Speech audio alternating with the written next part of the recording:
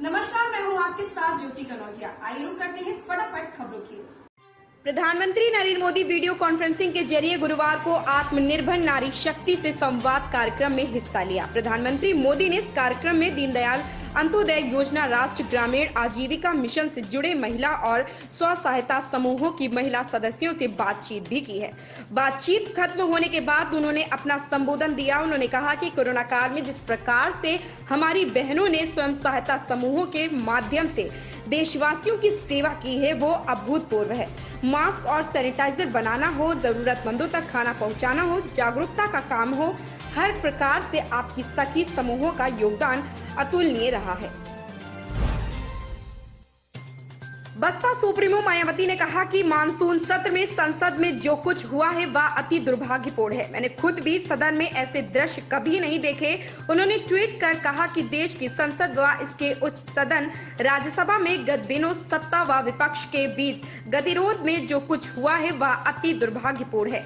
मैंने अपने लंबे संसदीय जीवन में बहुत बार सत्ता व विपक्ष के बीच तीखी तकरार, तनाव व तीव्र विरोध देखे हैं, किंतु संसद में अब जैसा दृश्य कभी नहीं देखा। यूपीएससी ने 10 अगस्त को एक नोटिस निकालकर ऐलान किया है कि प्रारंभिक पात्रता परीक्षा पीईटी का आयोजन अब 20 अगस्त को नहीं किया जाएगा।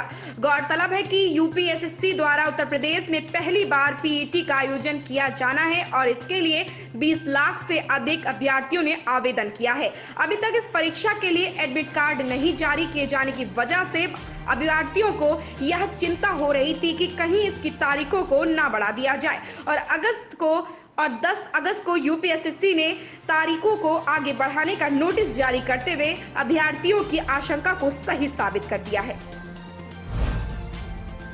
पंजाब के पूर्व डीजीपी मोहम्मद मुस्तफा ने प्रदेश कांग्रेस कमेटी के प्रधान नवजोत सिंह सिद्धू के सलाहकार के रूप में काम करने से इनकार कर दिया। नवजोत सिद्धू ने बुधवार को अपने लिए 4 सलाहकारों की नियुक्ति का ऐलान किया था। इन 4 सलाहकारों में पूर्व डीजीपी मुस्तफा का नाम भी शामिल था। मुंबई की एक सत्र अदालत ने गहना वरिष्ठ की अग्रिम जमानत याचिका खारिज कर दी है। उनके खिलाफ मालवानी पुलिस स्टेशन में दर्ज केस को अब मुंबई क्राइम ब्रांच को सौंप दिया गया है। दरअसल शिल्पा शेट्टी के पति राज कुंद्रा की कंपनी के 3 से 4 प्रोड्यूसर्स और गहना वशिष्ठ के खिलाफ एक मॉडल ने एफआईआर दर्ज करवाई है। जम्मू कश्मीर में कुलगाम के कांझीकुंड इलाके के मीर बाजार में बीएसएफ के वाहन पर आतंकियों ने हमला कर दिया। जानकारी के अनुसार जब यह आतंकी हमला हुआ तब काफिला इलाके से गुजर रहा था। वहीं इलाके की घेराबंदी कर दी गई और आतंकियों की तलाश में अभियान शुरू कर दिया गया। इलाके में कई आतंकियों के फंसे होने की संभावना है।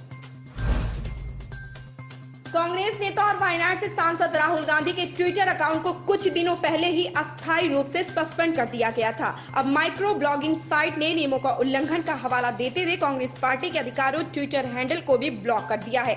इससे पहले कांग्रेस ने दावा किया था कि पार्टी के मीडिया प्रमुख रणदीप सुरजेवाला सहित आधा दर्जन वरिष्ठ नेताओं के हैंडल को भी बंद कर दिया गया है। का सबसे पुराना क्रिप्टो वॉलेट यूनोकॉइन लोगों के लिए नई सुविधा लेकर आया है। कंपनी ने भारत में अपने ग्राहकों के लिए बड़ा ऐलान किया है। ग्राहक अब बिटकॉइन से रोज के इस्तेमाल वाले कंज्यूमर आइटम्स, पिज्जा, आइसक्रीम और कॉफी खरीद पाएंगे। दुनिया की सबसे बड़ी और लोकप्रिय क्रिप्टो करेंसी बिटकॉइन के जरिए आप इन चीजों की खरीदारी कर सकेंगे। विश्व एथलीट ने भाला फेंक पुरुष एथलीटों की ताजा रैंकिंग जारी की है। वर्ल्ड एथलीट्स द्वारा जारी की गई इस रैंकिंग में भारत के जेवलिन थ्रोअर नीरज चोपड़ा दूसरे स्थान पर मौजूद रहे। टोक्यो ओलंपिक में गोल्ड मेडल जीतने के बाद नीरज ने 14 एथलीटों के पीछे छोड़ते हुए दूसरा मुकाम हासिल किया है। खेलों के महाकुंभ टोक्यो ओलंपिक में भाग लेने से पहले नीरज की रैंकिंग 16 थी। ओलंपिक में भाला फेंक स्पर्धा में स्वर्ण पदक जीतने के बाद नीरज ने रैंकिंग के मामले में दुनिया के कई दिग्गजों को पीछे छोड़ दिया है। उत्तर प्रदेश के एटा जिले में सैनिक पति की मौत के बाद पत्नी ने भी जान दे दी है। मायके में रह रही पत्नी का शव गुरुवार की सुबह साड़ी के फंदे से लटका मिला। सूचना पर पहुंची पुलिस ने शव को नीचे उतारकर पोस्टमार्टम के लिए भेजा है। इसके बाद जांच में जुट गई है।